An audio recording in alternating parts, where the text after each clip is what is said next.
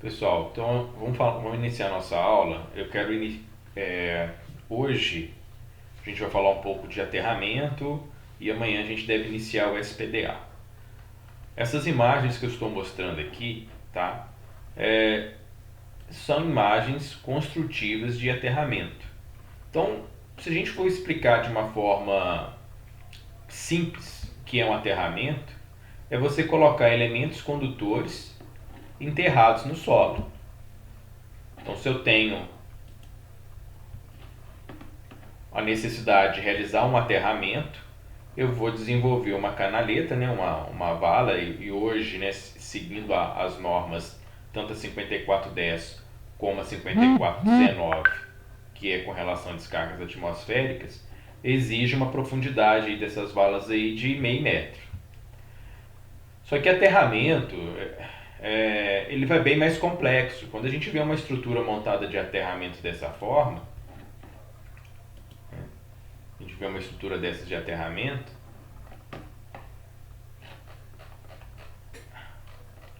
se parece algo simples, a imagem eu não vou conseguir ampliar.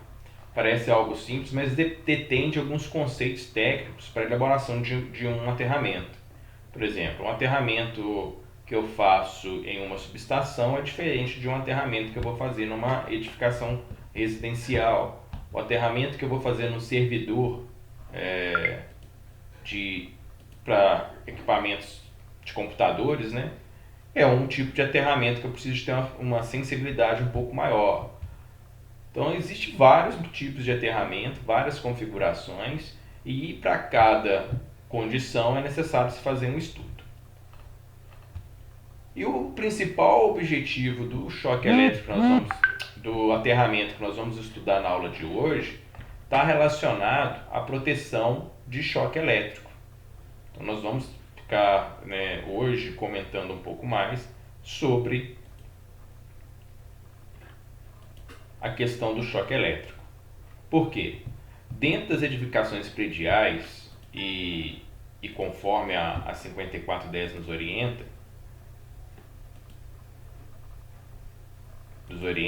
é de extrema importância que a gente tenha um bom aterramento e que venha proteger as pessoas contra o choque elétrico. Eu vou abrir aqui a 5410, mas na verdade eu estou querendo abrir uma outra apresentação que não está aqui aberta. Professor, Oi? tem uma dúvida.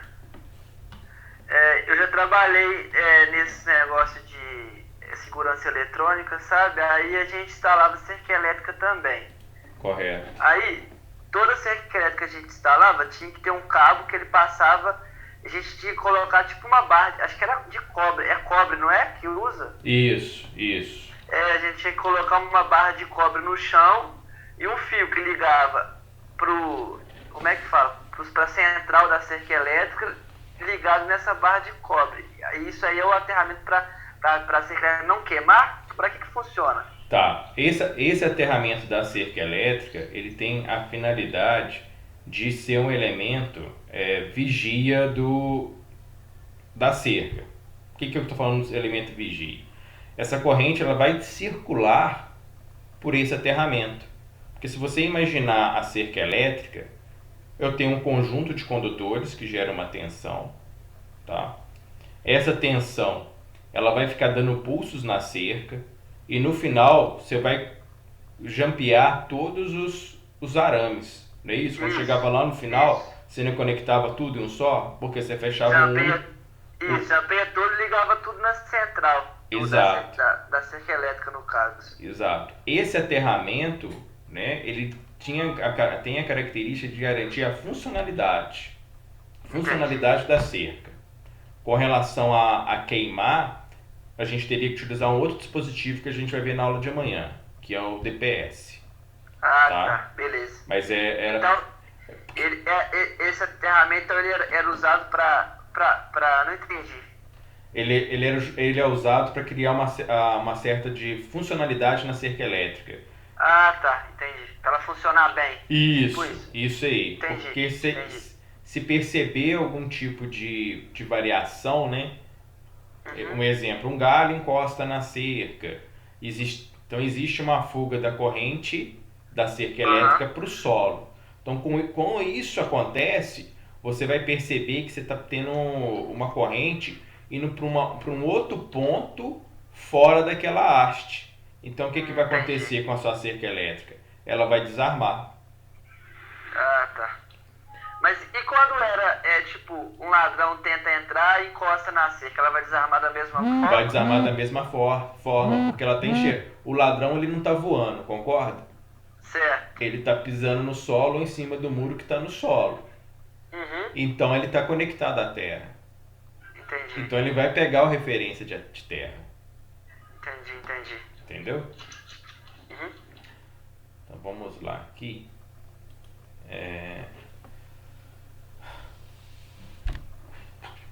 Então o aterramento que nós vamos estudar, essa simulação eu vou apresentar ela agora e depois a gente vai agregando com outros comentários, tá?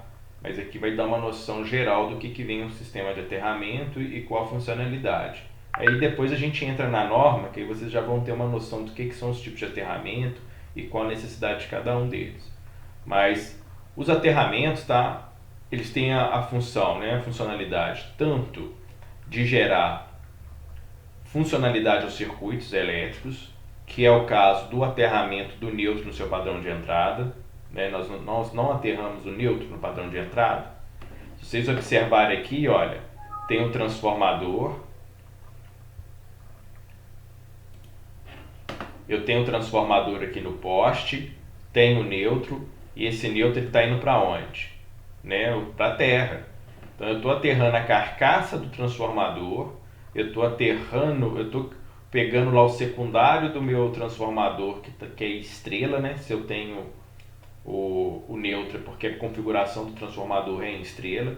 Então estou pegando o neutro e levando para o solo.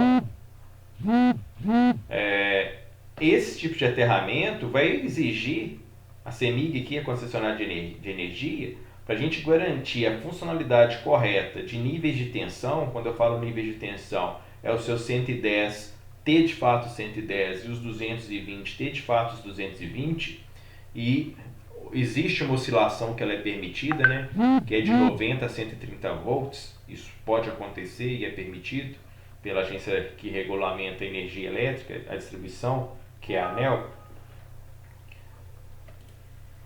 Então o que acontece? Eu tenho a necessidade justamente de aterrar o meu padrão de entrada.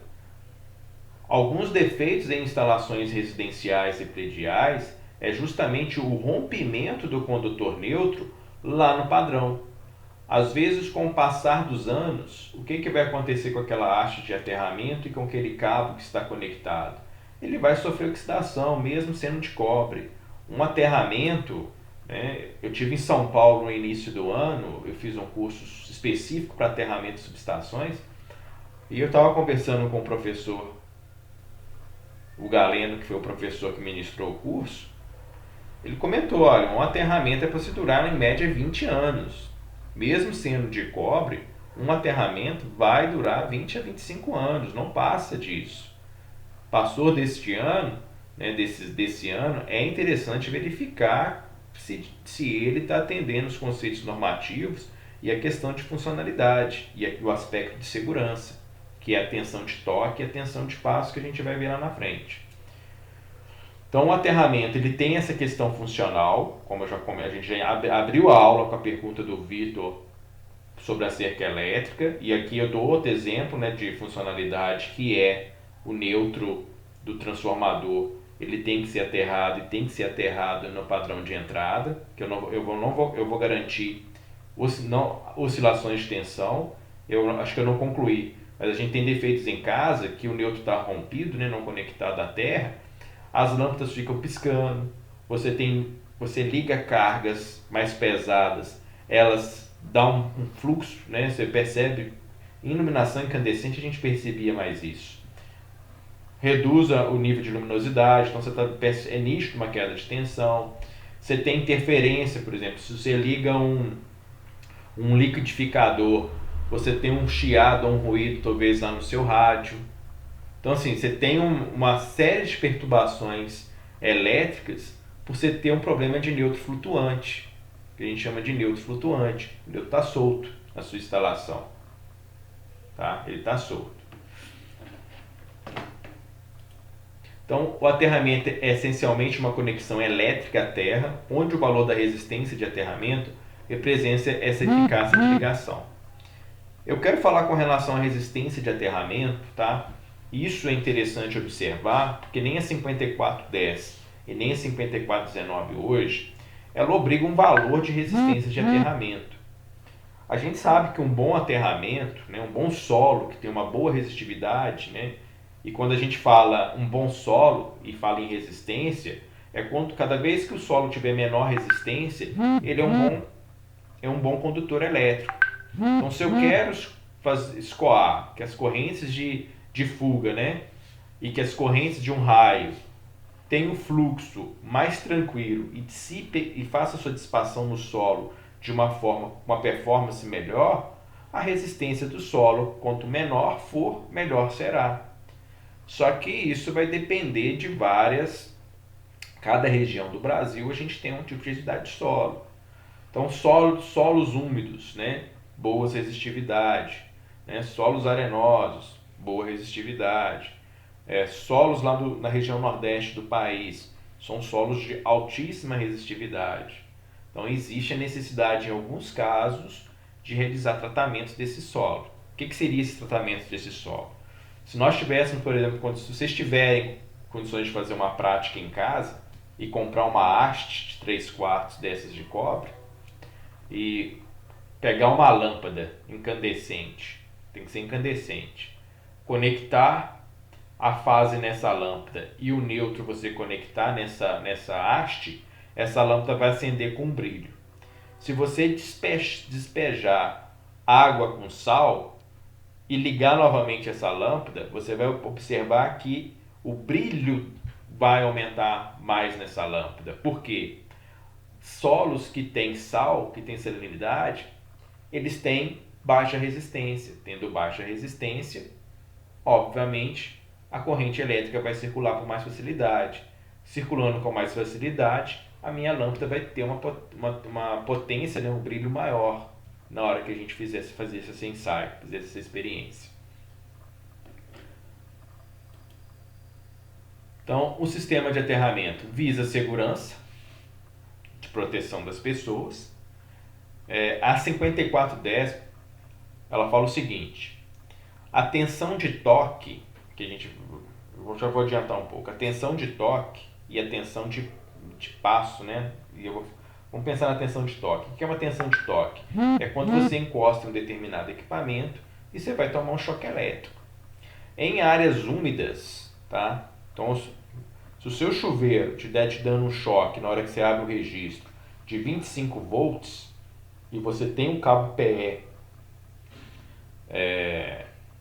nessa instalação do seu chuveiro de forma correta, você tem um aterramento que garanta que no registro do seu chuveiro vai ter 25 volts, o seu cabo vai estar o seu circuito do chuveiro vai estar protegido contra choque com aterramento, por esse aterramento. Só que isso é difícil de a gente acontecer, isso é difícil de ocorrer. E em áreas secas, né, 50 volts. Então, se eu aterrei uma estrutura metálica, e eu estou com o meu sistema de aterramento em condições que eu garanto uma tensão de toque de 50 volts, eu tenho certeza que o meu sistema de aterramento não vai provocar nenhum dano físico às pessoas que vierem ali se acidentar. Mas nunca a gente vai poder trabalhar com sistema de aterramento sem ter uma forma de seccionamento automático de alerta. Olha, você está tendo fuga de corrente em um determinado equipamento. Eu estou tendo fuga de corrente na carcaça de um motor elétrico. Tem que ter um dispositivo que vai desligar isso automaticamente, porque não é o normal você operar nenhum equipamento que tenha uma corrente de fuga na carcaça ali circulando. Tá? Não é normal isso, tem que ser identificado, tem que ser tratado e tem que ser consertado. Então a gente não pode ter uma visão seguinte: eu garanti os 25 volts de tensão de toque, não vou colocar em risco acidente ninguém, mas Eu posso deixar? Não, eu tenho que consertar isso. Eu vou ter que consertar. Então, a questão de segurança, proteção das instalações contra descargas atmosféricas, que vai ser a aula de amanhã. Aula de amanhã. Hoje nós vamos aprender o conceito de aterramento na 5410. E amanhã a gente fala do conceito de aterramento na 5419. Porque quando a gente vai desenvolver um projeto de um prédio, é interessante, no momento que você vai desenvolver o aterramento, você desenvolver esse projeto de aterramento olhando a 5410, que vai garantir a proteção contra choque e proteção, né, à vida humana no interior desse apartamento. E eu tenho que pensar também na proteção caso incida uma descarga atmosférica nesse prédio. E aí eu tenho que pensar na questão de, olha, essa descarga atmosférica que venha atingir essa edificação, ela tem que escoar para o solo de uma forma mais rápida possível, sem que haja diferenças de potenciais dentro da edificação e com isso ocorrer queima de aparelho, ocorrer um dano, né, à vida humana. Então eu tenho que trabalhar com as duas condições. Pode falar. Então esse negócio, então essa descarga não pode demorar a descer pro solo, então ela tem que descer o mais rápido possível. Exato, exato. Só que nós, né, a única forma que nós vamos garantir isso, ô Sérgio, é utilizando materiais adequados, que a 5419 nos fala, tá? É a única, que é cobre, é alumínio, é inox, e a intensidade do raio e a frequência dessa onda do raio, ela vai influenciar no tempo, tá? Que amanhã a gente vai ver umas questões de tempo para os DPS, que aí vocês vão pelo menos especificar o DPS, fazer o aterramento de uma casa de uma forma técnica, mas que vai ser funcional. Isso aqui eu acho que nesses 2 dias aqui vocês vão conseguir aprender. Então, no caso, aqueles cabos de cobre nu, aquele negócio não é pra isso, então? É pra isso. Eles são usados, aqueles cabos de 70mm, 50 de cobre nu é pra aterramento mesmo. Pra aterramento mesmo. Pra aterramento mesmo. Aí você vai me perguntar o seguinte, olha só. Eu tenho o cabo de cobre nu, você vê que ele é quase uma cordoalha de metal. Aquele cabo é um saco mexer. Exatamente. E você tem o cabo verde encapado, que é também aterramento. Sim. E por que isso? Um eu tenho toda aquela rigidez mecânica e o outro eu tenho menor robustez mecânica. Sim. Então, ou seja, o de aterramento ele vai ficar exposto no solo, então ele não precisa ser isolado, porque eu preciso de ter um contato maior com o solo para essa corrente dissipar. E eu preciso de ter uma robustez mecânica, porque eu não posso ter um cabo que vai se dissolver com pouco tempo. Eu preciso que ele tenha uma durabilidade. Igual, você vai ver que o pessoal tem aquelas hastes galvanizadas, que ela tem aquela chanfre na ponta. Sei. Que o pessoal na internet também, passa esse cabo nele também. Isso aí. Esse cabo passa nessa lá, que ela é uma cantoneira, não é uma cantoneira. Isso. No final, no dela tem aquele chanfre pra ela enfincar na terra, bem fincada pra ela fixar, né? Isso aí. Isso aí. Certo. Aí, proteção do indivíduo contra os contatos nas partes metálicas da instalação energizada acidentalmente. Então, meu chuveiro está dando choque no registro. É uma parte energizada de forma acidental. Eu tenho que corrigir. Eu vou ter que corrigir isso. Ô Gisley, então quer dizer que quando a gente vai abrir o chuveiro e dá meio que um choquezinho na mão, é porque o aterramento que tá ruim? Provavelmente você não tem aterramento, ou ele não existe, ou ele está ruim, e você não tem um DR no seu quadro. Entendi. Agora, se isso está acontecendo e você não morreu até agora, são fatores... Não, eu tô perguntando, é por causa que onde minha tia tem uma casa, é lá no Rio. Aí o chuveiro, toda vez que a gente vai abrir o chuveiro, toma choque. Tá vendo? Igual eu tô te falando, é uma condição em que não é aceitável. Entendi. Okay? Não é aceitável. Mas o que as pessoas... Eu cansei de de ver isso. A gente trabalha em obra, às vezes tomar banho em vestiário dentro de empresa, até mesmo na escola, tinha aula de educação física, a gente ia tomar banho depois da aula de educação física. O que acontecia? A gente ligava o chuveiro, tomava choque no registro. Aí o pessoal fala, toma banho de chinelo e abre o registro com a toalha. Que aí você não toma o choque. Você não toma o choque. Mas tudo bem, você criou um sistema de isolante porque só a corrente ali está baixa, mas no momento que essa fuga tende a aumentar, ou a pessoa que vier tomar banho é uma pessoa que já tem um problema cardíaco, é uma pessoa que não está bem de saúde, e uma pequena, a gente sabe que 30 miliamperes em questões de segundos, ele é capaz de criar uma fibrilação do coração e uma parada cardíaca.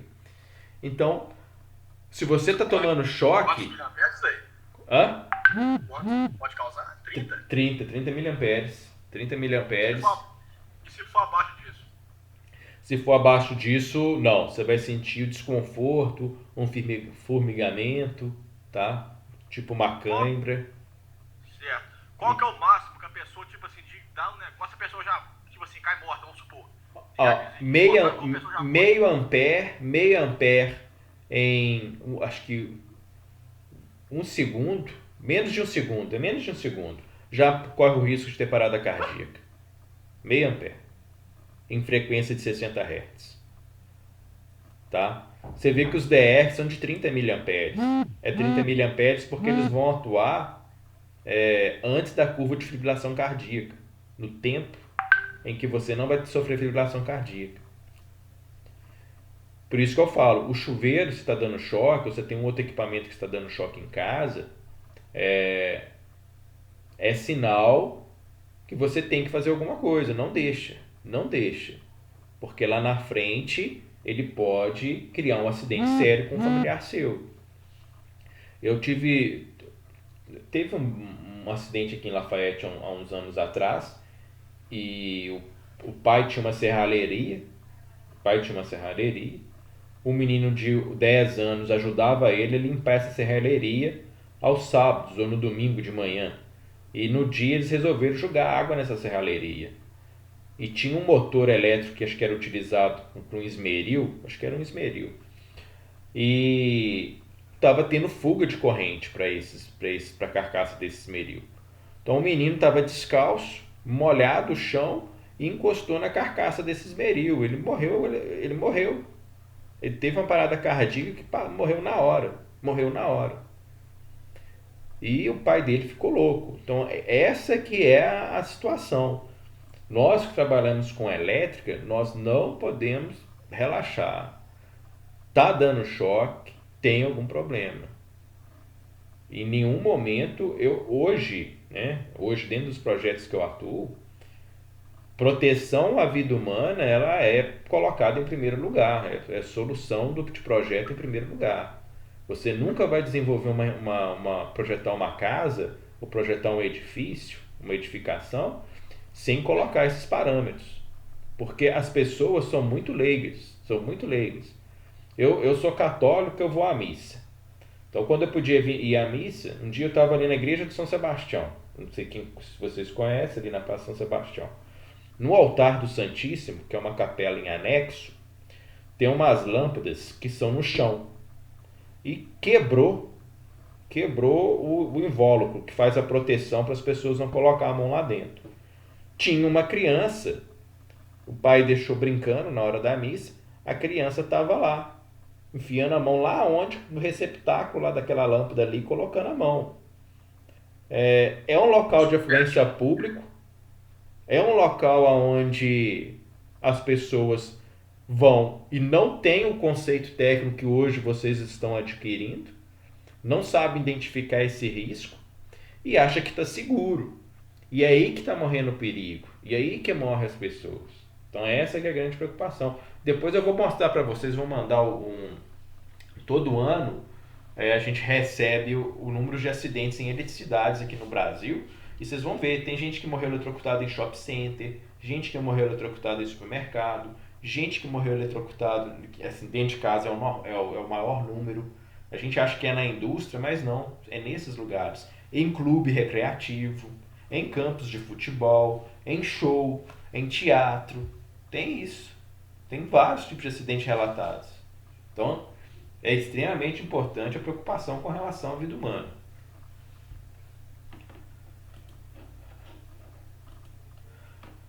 Uniformização do potencial de toda a área do projeto, previamente contra lesões perigosas que possam surgir durante a falta de fase terra. Então, o que acontece? Né? Vamos pensar no sistema elétrico de distribuição de energia. Quando um cabo da CEMIG rompe e vai ao solo, o que tem que acontecer com o sistema de proteção às pessoas que estão transitando ali naquela rua, naquele local público? O que tem que acontecer? As chaves seccionadoras dos postes, elas têm que desarmar. O sistema elétrico, né, projetado pela concessionária de energia, ele tem um valor de resistência ômica em e aí depende da seletividade em que o engenheiro eletricista fez o sistema e o sistema exige. Mas, exemplo, eu participei de um que era 4 ohms. Então, no momento que tiver uma tensão, um cabo rompido para o solo, ele enxergar uma resistência de 4 ohms, tem que desarmar automaticamente essa chave seccionadora. Tem que desarmar. Por quê? Eu estou garantindo a proteção à vida humana e ao meu sistema elétrico. Então, rompeu o cabo, encostou no solo, essa proteção tem que atuar. Geralmente e infelizmente, a concessionária de energia não dá manutenção, não faz os ensaios em todas as chaves seccionadoras. Isso gera um custo e vai aumentar, é lógico, a nossa conta de energia para isso, um custo de manutenção. Então, infelizmente, não fazem. E você vai ver muito cabo rompido e vai ficar dando, né, chibatada ali no chão e não desarma nada. É um erro. O sistema elétrico ele é projetado para justamente perceber essas fugas de corrente, essa falta de fase terra e ele desarmar. Isso tem que ocorrer. Isso tem que ocorrer. Então a gente calcula, olha, qual que vai ser a resistência de aterramento para o meu sistema desarmar em tanto tempo de segundos. Aí calcular a resistência tem que ser de 4 ohms. Aí chama o projetista de malhas de aterramento, aí ele vai pegar e vai identificar qual que é a configuração, qual que é o tipo de material, se vai ser necessário, se o solo é um solo rochoso, né, qual tipo de solo você vai ter que ter tratamento para isso. Teve um acidente em Belo Horizonte há uns anos atrás em que um motor rompeu o cabo da CEMIG, o cabo não tocou no solo, o motoqueiro ele passou e encostou o capacete nesse cabo de alta tensão. Aí vocês vão falar, poxa, mas ele estava com o capacete, ele estava com o pneu, né, que é o isolante do solo, e eu, né, o simples fato de eu tomar o banho de chinelo e usar a toalha para abrir o registro já me isolou do choque elétrico. Por que lá não aconteceu? Porque o nível de tensão era alto. Ele morreu eletrocutado. O nível de tensão era alto. Ele encostou no cabo e veio ser eletrocutado. Então, são falhas no sistema elétrico que infelizmente ainda a gente tem no sistema de distribuição. Por que hoje se fala muito em sistema de distribuição de energia subterrâneo? Porque é uma garantia de proteção à vida e de manutenção. Eu não tenho problema de cabo rompido, eu não tenho transformador explodindo e caindo óleo quente nos outros na rua. Eu não tenho nada disso. Está tudo subterrâneo. Então, proteção de linhas e de sinais de equipamentos eletrônicos. Então, volto a dizer, então, olha só, o que abrange um sistema de aterramento, né? Olha a quantidade de itens que abrange um sistema de aterramento. A função de um sistema de aterramento. Então, proteção de linhas de sinais de equipamentos eletrônicos. Então, exemplo, está queimando muito o meu portão eletrônico, está queimando muito o motor o interfone, está queimando muito as câmeras. Diga. Não te cortando, mas tem a ver com o negócio aí. Eu tava aqui em São Paulo, uma vez deu um trovão tão forte, cara, mas parece que tava dentro de casa. e eu tenho motor eletrônico em casa. Só que é o seguinte, os caras quando vai ligar o motor eletrônico, pelo menos em São Brás, os caras ligam direto na fiação, ligam direto no padrão. Isso aí. Puxa a fiação do negócio, por quê? Porque ele quer mais fácil, vamos supor, se dá sobre pegar que ele vai queimar. Isso aí. Pros caras é vantagem, os caras tem que trocar, fazer tudo, né? Aí, consequência, já quando esse trovão forte que deu, essa sobrecarga que deu, o portão queimou. O cara foi lá olhar, ele queimou a placa do circuito. No caso que eu gastei, ela foi R$150. O choque desceu a carga no veio direto do padrão, desceu e pegou no motor e queimou a placa do circuito dele. Certo. Aí, o cara falou, não, pra trocar é R$150. Aí, o que o meu pai tava pensando? Falou, não, mas sempre tem uma coisa errada, esse negócio aqui direto, você não pode ligar. Nós colocamos um disjuntor nele.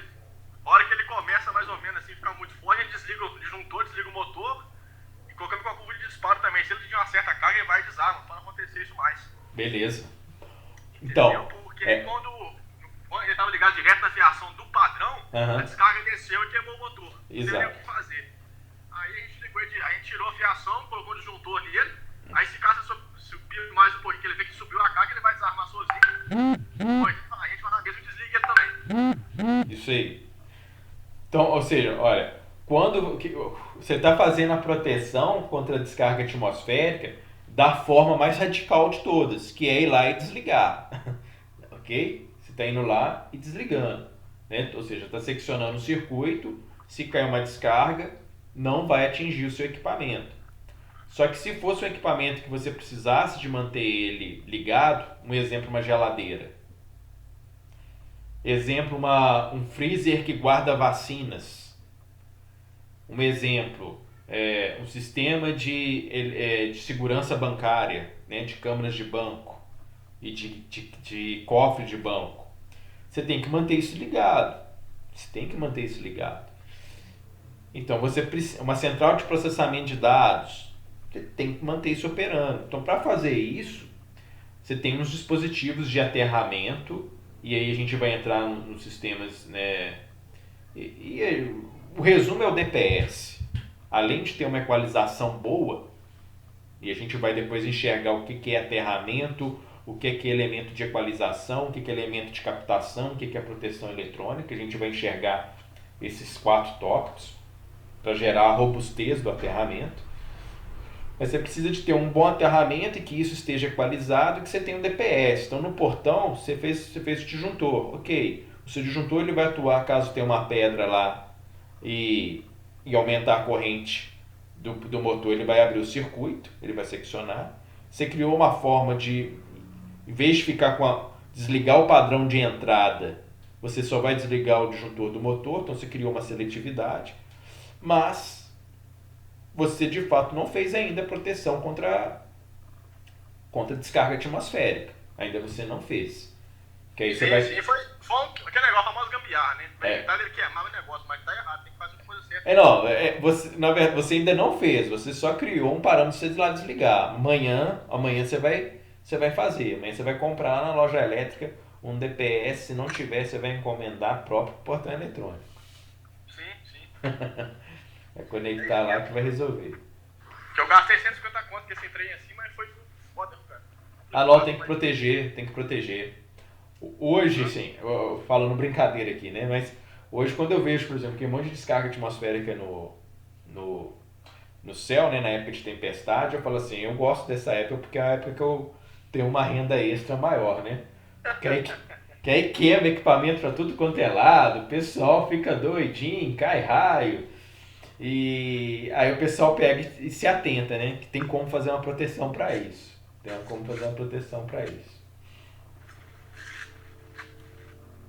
Então, alguns conceitos importantes sobre aterramento.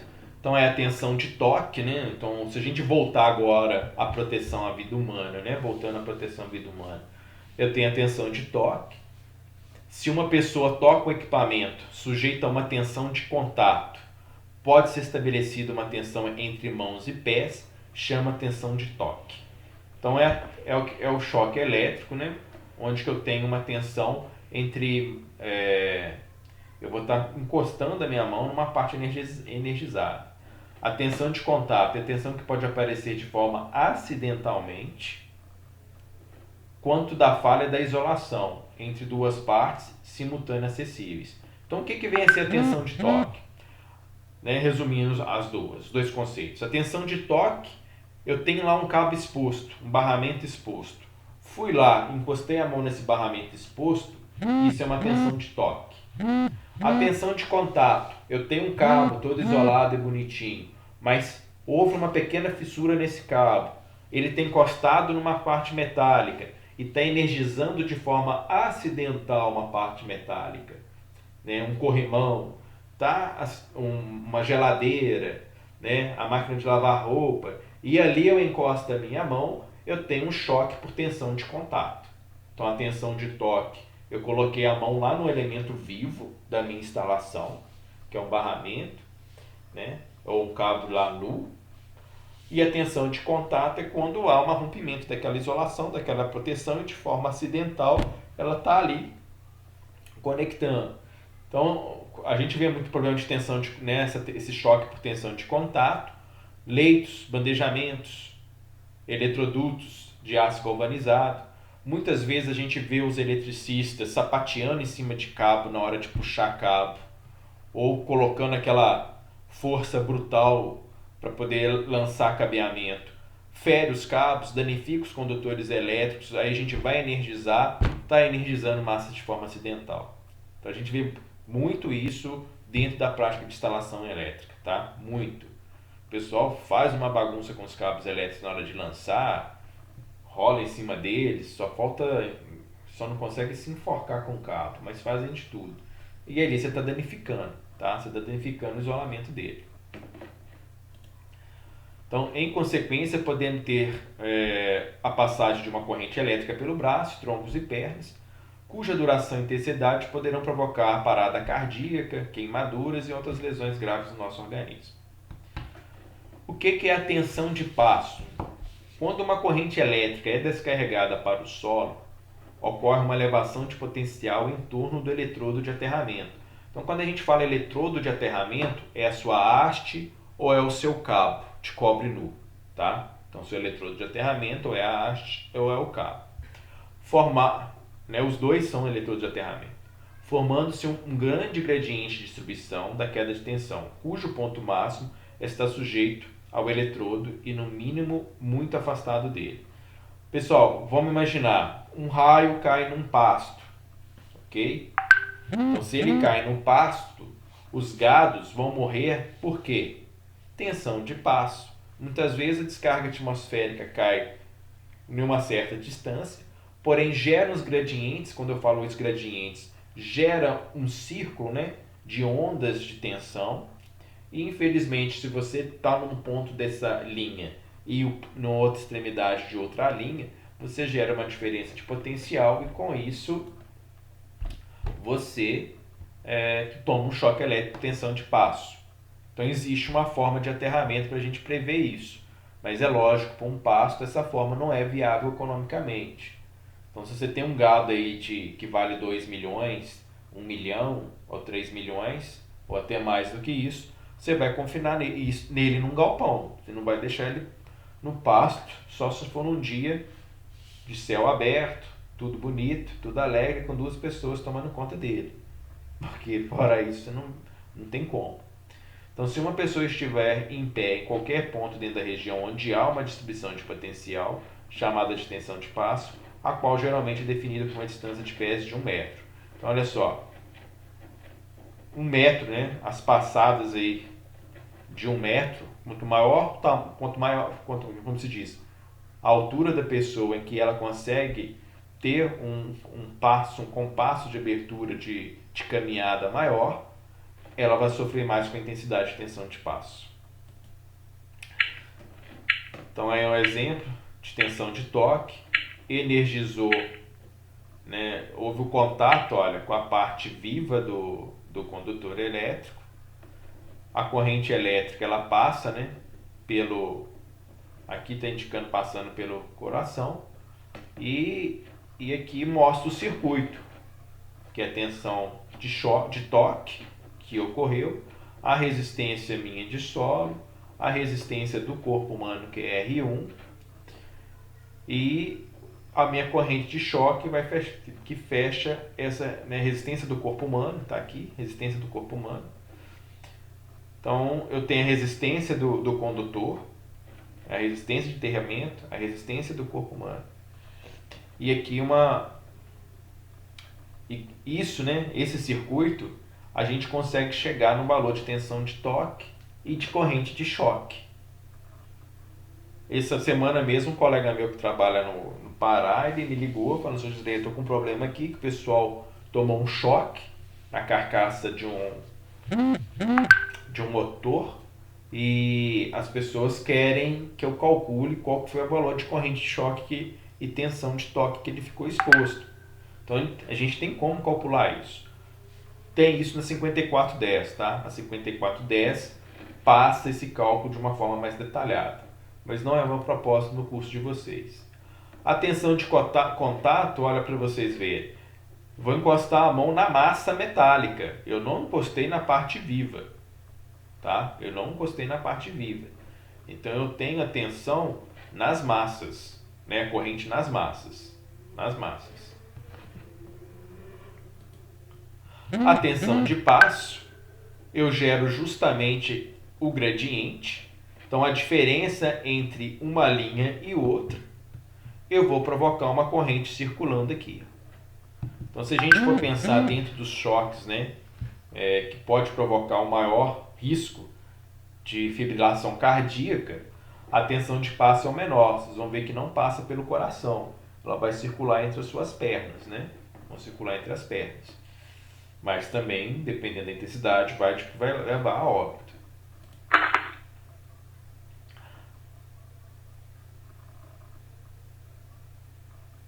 Aqui é só uma simulação de fuga de corrente, não vai fazer muita diferença aqui não, para nós essa parte de simulação. Ligação à terra, né? Então, o objetivo mais amplo no sistema de aterramento é de se obter o mais possível uma condição de diferença de potencial zero, chamada equipotencialidade, entre os condutores de proteção dos equipamentos e os condutos metálicos. Então, o que eu quero falar de equipotencialidade? Essa palavra, equipotencialidade, a gente está vendo aqui na 5410 e vai ver lá na 5419. E por isso que aboliram na 5419 a preocupação de se medir aquela resistência de aterramento de menor do que 10 ohms. Hoje aboliu isso. O que é o interessante? No momento que ocorreu uma descarga atmosférica ou que eu tenho uma falta para a Terra de alguma fase, é que eu consigo elevar todo o potencial. Então a gente sempre volta lá na eletrotécnica, né? Quando eu passava para vocês aqueles conceitos lá do passarinho pousando num condutor. Então, se ele faz o pouso com as duas patas no mesmo cabo, ele não toma o choque, né? Porque ele está no mesmo potencial. Já se ele coloque o bico no outro cabo lá em cima, né, próximo dele, ele já vai gerar uma diferença de potencial e vai ser eletrocutado. Então, no momento que eu conseguir equalizar, olha, toda a minha essa carcaça desse painel está conectada a uma haste de aterramento, que está conectada a um solo. Essa outra caixa está conectada a uma haste de aterramento. Isso aqui são conectados, interligados. O que vai acontecer? Essa caixa e essa caixa, se houver uma fuga de corrente ou uma questão de diferença de potencial, isso não vai ocorrer, tá? Não vai ocorrer, porque eu consegui equalizar as duas condições. Então, a ligação à Terra, todas as demais massas condutoras da edificação, incluindo as suas ferragens estruturais e tubulações metálicas, devem ser aterradas. A 5410 no item da norma vai falar um pouco melhor sobre isso. Então, se eu tenho uma fuga de corrente, olha, a drenagem dela é tudo para o solo. Os eletrodos de aterramento. Pessoal, eletrodo de aterramento, às vezes vocês vão falar, o que é mais interessante utilizar como eletrodo de aterramento? Eu vou colocar aqui, ó,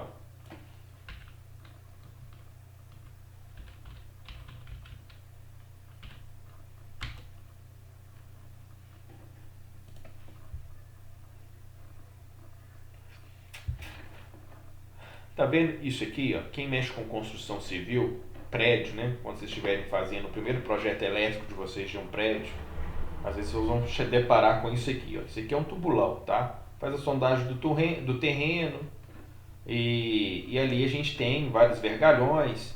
Eu tenho que ele perfurar, em alguns casos eu tenho que achar rocha, né? Para poder fazer esse tubulão, para poder criar a resistência para minha edificação. Então, o que acontece? O que vocês acham de interessante? Tá? O que vocês acham de interessante? Eu ter um tubulão desse como elemento de aterramento, ou eu ter uma única haste de aterramento?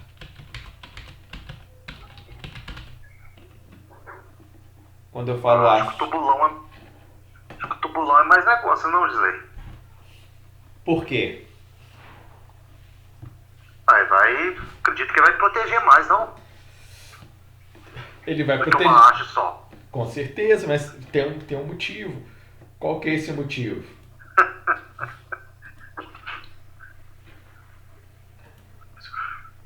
Vamos lá, vamos voltar a figura aqui. Eu perdi a figura aqui.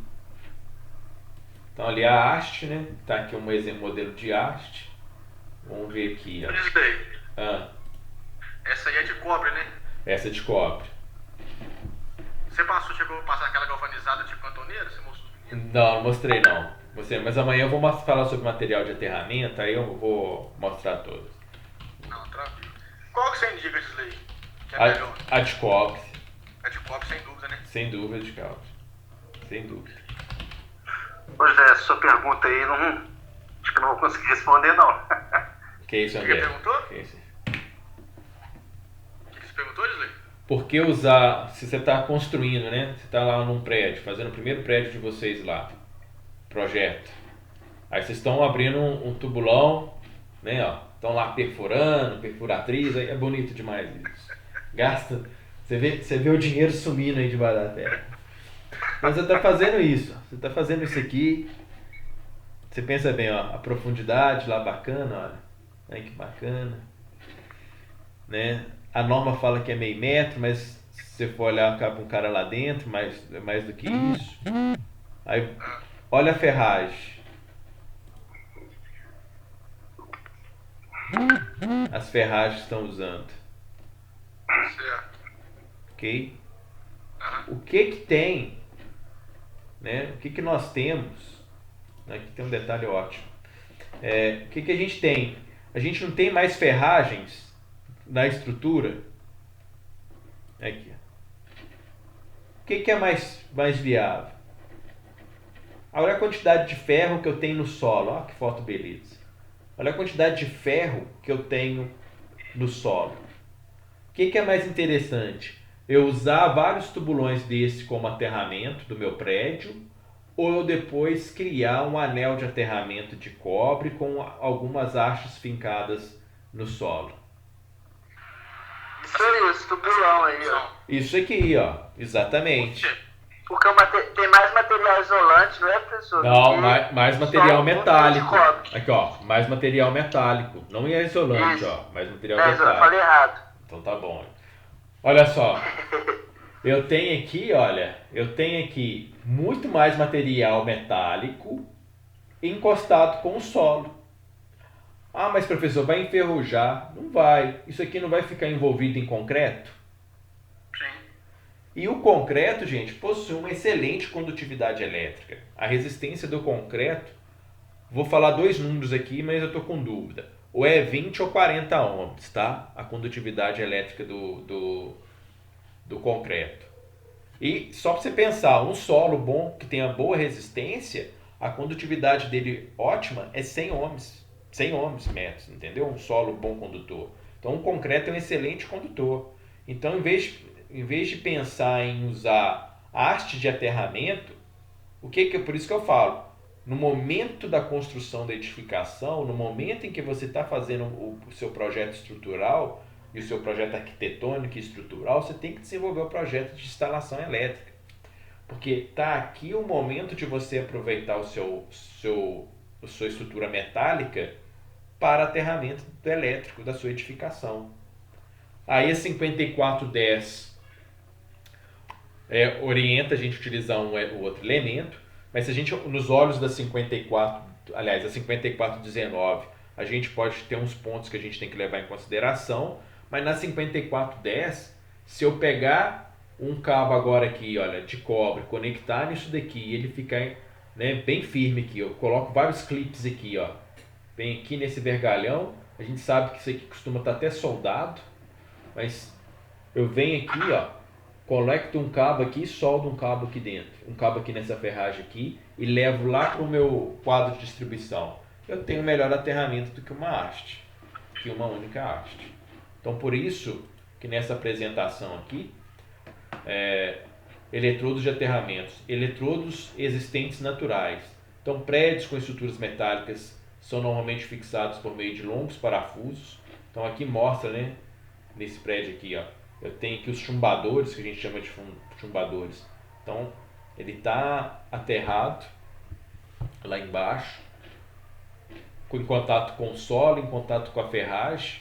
Então eu tenho ali um bom eletrodo de aterramento e é um eletrodo das fundações, pés das fundações de concreto. Esses parafusos encostados no concreto servem como elementos de eletrodos quando a estrutura metálica funciona. Então eu posso conectar, tá vendo? Tá vendo a carcaça desse motor? Conectada aqui na minha estrutura. Essa máquina de lavar roupa conectada na estrutura. Só que não é assim que a gente faz, tá? Eu quero atentar para vocês no aspecto, né, que não é sair jampeando um cabo tudo quanto é lado de estrutura, não. Existe uma barra que a gente chama barra de equipotencialização de potencial. Aí nessa barra, que é um quadro, a gente vai levar esses condutores e conectar lá. Eu posso fazer dessa forma aqui? Posso. Posso fazer? Posso. Só que não é esteticamente mais interessante, tá? Porque senão amanhã vocês vão fazer instalação elétrica de um galpão e vão aterrar as carcaças metálicas do galpão na estrutura metálica do galpão e vai ficar tudo ok. Não é o correto, não é o ideal, tá? Não é o ideal. O ideal é a gente ter uma barra de equipotencialização. Não sei se vocês já viram uma barra de equipotencialização, mas vamos colocar aqui, ó. Professor, é sempre bom fazer o aterramento dentro da terra? O aterramento tem que ser dentro da terra. Aterramento. Né? É verdade. Panguei.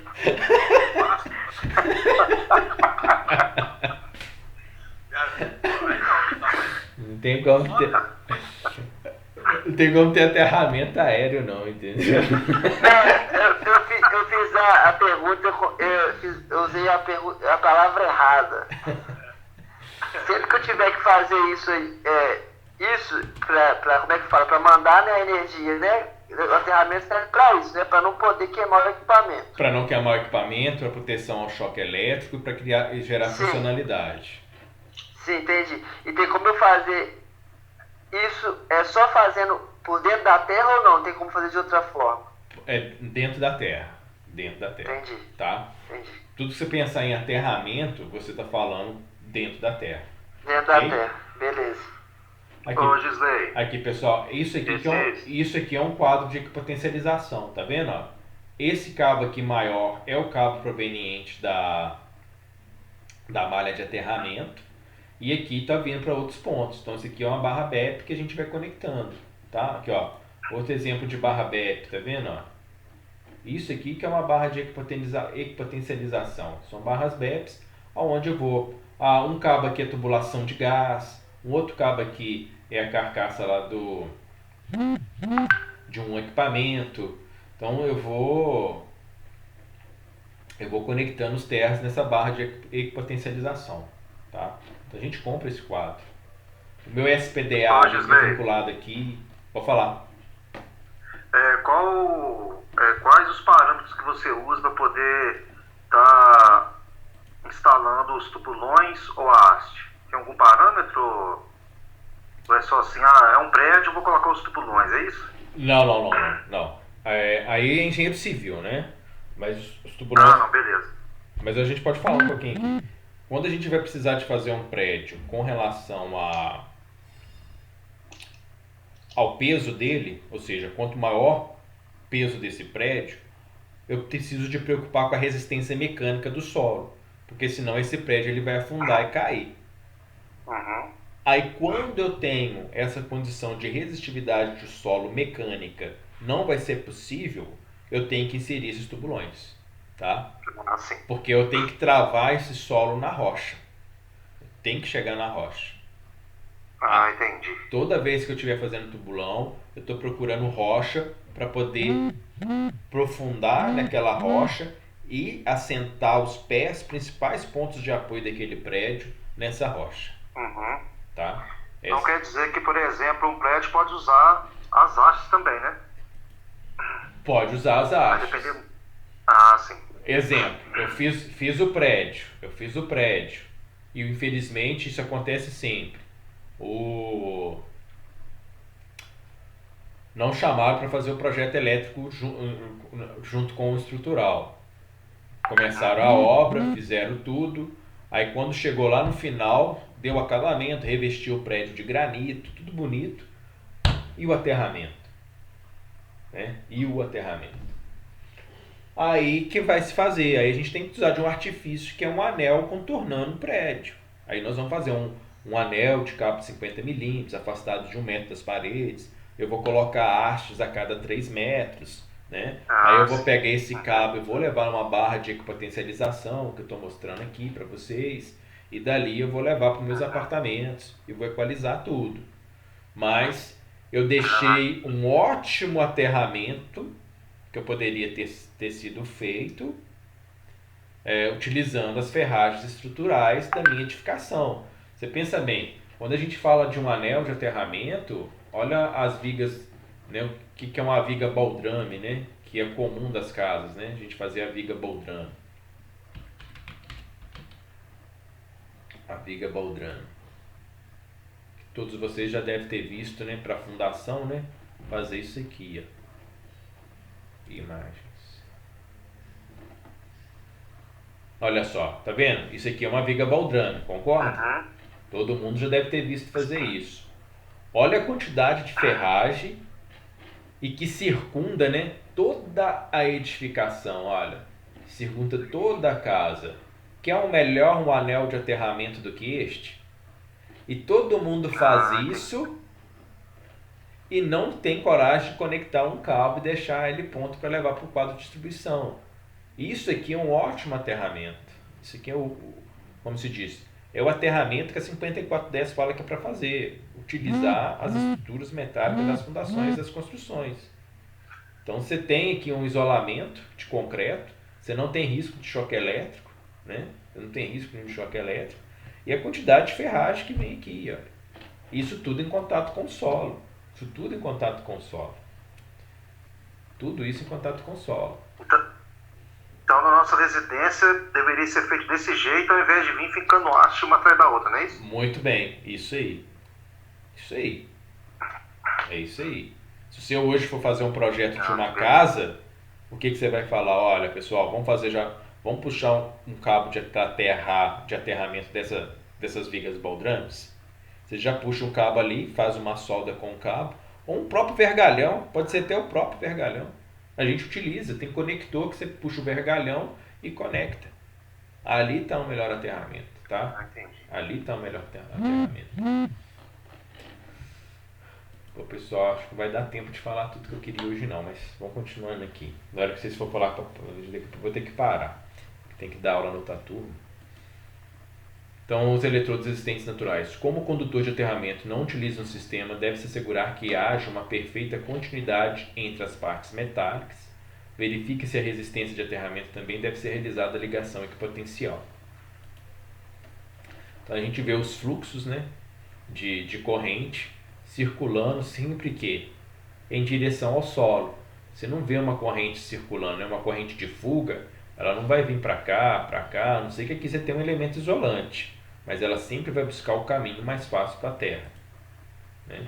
Então, corrente sempre circulando, da carcaça para a metálica e para o chão. Agora, se eu colocar a mão aqui, eu tomo choque? Tomo, né? Se lembrando, se aqui tiver dando uma tensão, é uma área úmida, que tiver dando uma tensão maior que 25 volts, eu vou estar tomando choque. Mas não é para funcionar dessa forma, né? Se eu pensar em questão de choque elétrico, aliás, em questão de aterramento, isso aqui é uma fuga que está ocorrendo em virtude de algum problema de isolamento entre estator e carcaça do motor. Então, às vezes, né, você já deve ter visto falar em megar o motor. O que eu tenho que megar o motor? Eu quero medir a resistência de isolação entre estator e a carcaça do motor. Então, quando eu vou medir essa resistência de isolamento, eu estou garantindo que não vai ocorrer o invólucro de proteção contra choque, ele está protegido. Máquina de furar, por exemplo. Máquina de furar é um tipo de equipamento, acho que classe 2. Então, se ele é classe 2, vocês vão ver que nem vem pino terra na máquina de furar, porque o invólucro dela já é para proteção contra choque elétrico. Já é desenvolvida para proteção contra choque. Então, você não aterra, né? Não existe aterramento para uma máquina de furar portátil. Então, os eletrodos de aterramento, como eu tinha dito, são as hastes, né? Geralmente são as hastes, mas a gente pode... esses aqui eles não são ditos como naturais, eles são justamente a minha haste e os cabos. Quando o solo permite, geralmente é mais satisfatório o uso de poucas hastes profundas do que muitas hastes curtas. Então, o que acontece? A norma fala que a gente tem que fazer a malha a 600 milímetros de profundidade, então 0,6 metros. Quanto mais for profunda a sua malha, melhor é, tá? O aterramento é isso aqui, olha. Profundidade maior, melhor fica. Maior, melhor fica. O valor ideal para um bom aterramento deve ser menor ou igualar a 5 ohms. Aqui é 5 ohms, né? Depende da química do solo, a quantidade de água, salinidade, alcalinidade. Mas uma haste pode ser necessária. Aí mais de uma haste pode ser necessária para se aproximarmos desse resultado. Então existe, tá, várias configurações de aterramento, tá? Então eu posso falar que está aterrado com uma única haste? Neste caso aqui posso. Eu posso falar que eu aterrei uma casa com uma única haste? Não, tá?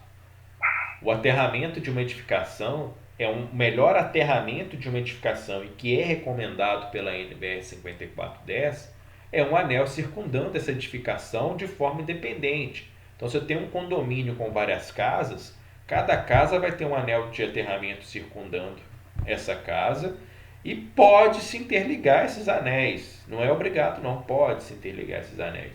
Então, se eu tenho um prédio, né, um condomínio hoje com vários prédios, né, a gente costuma ter esse tipo de condição, tem um aterramento para um prédio A e o prédio B e o prédio C, eu tenho que ter um anel independente para cada uma dessas edificações. Então, uma haste para fazer esse aterramento de uma edificação, não. Agora, para uma caixa dessa de energia, pode. É isso que está abordando aqui, esse tipo de configuração. Então, com uma haste, eu posso ter duas hastes, aí fala-se com relação à resistência do solo. Então, quando eu faço esse tipo de configuração, que é conectar esta haste, uma outra haste, a distância tem que ser igual à altura. Então, se eu estou usando uma haste de comprimento de 2.400 milímetros, o afastamento da segunda haste, né, nessa direção aqui, tem que ser também 2.400 milímetros. Eu tenho que manter uma certa uniformidade de altura e a distância linear entre as hastes. Então, eu posso fazer uma configuração linear, tá? Linear. O que vai acontecer aqui, ó? Lei de Kirchhoff.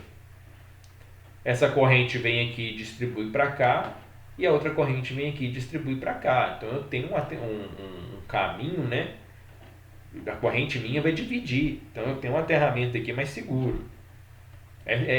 A ideia da física, ela fica, né, igual. Eu tenho maior contato eu diminuo a resistência do solo quando eu coloco mais hastes.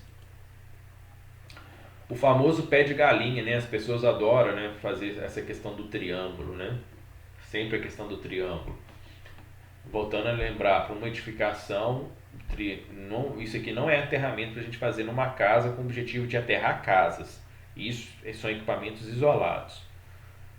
Nesse curso que eu fiz lá em São Paulo, na BNT, e a gente fez até um ensaio, foi o seguinte: esse tipo de configuração de uma haste em triângulo e 3 hastes lineares, né, uma atrás da outra, o aterramento é muito mais eficiente quando você tem espaço para fazer linear. Então, se você tem espaço para fazer uma carreira de hastes, a resistência de aterramento fica cada vez menor, tá? Então, sempre, né, a configuração hoje mais eficiente desse tipo de aterramento pontual são hastes lineares. Então, aqui o triângulo. Fiz o meu triângulo, essa corrente aí agora vai dividir por 3. Posso fazer um quadrado, né? E as distâncias, né, são 4 hastes. E se eu tivesse, olha, 4 hastes ligadas todas em série, ou 5 hastes agora montando esse pentágono, todas elas ligadas em série, é muito mais eficiente, tá? Porque a gradiente que gera de corrente elétrica nos eletrodos, que os eletrodos vai gerar um nível de tensão, igual a gente viu na tensão de passo. Então, quando elas ficam muito próximas aqui, essas tensões elas vão se interagir entre as hastes, e com isso eu posso elevar meu potencial e a resistência mente-solo. Os eletrodos encapsulados em concreto, como eu comentei com vocês, né, utilizando a própria ferragem. Então, estou utilizando a própria ferragem da minha edificação. O concreto em contato com o solo é um meio semicondutor com resistência na ordem de 3.000 ohms centímetros. Então é 30 ohms metro, tá? A resistividade de concreto. A 20 graus, muito melhor que o próprio solo. Eletrodos encapsulados em concreto, dessa forma a utilização dos próprios ferros da armadura da edificação são colocados no interior do concreto, que representa uma solução pronta e de ótimos resultados. Pessoal, para não ficar corrido, vamos fazer o seguinte: vamos encerrar a aula agora e amanhã a gente dá sequência, tá bom? Beleza, pessoal. Porque tá ficando claro? Tá dando para entender alguma coisa? Tá. Pessoal, tá sim. Tá tranquilo. Entendi de boa também, pessoal. Beleza, porque é um assunto que às vezes a gente fica um pouco abstrato. Então eu estou buscando foto, estou usando essa simulação aqui, mas amanhã a gente dá sequência, tá bom? Beleza. Então tá bom, pessoal. Uma boa noite para vocês, tá? Até mais. Valeu, boa noite também, pessoal. Valeu, galera.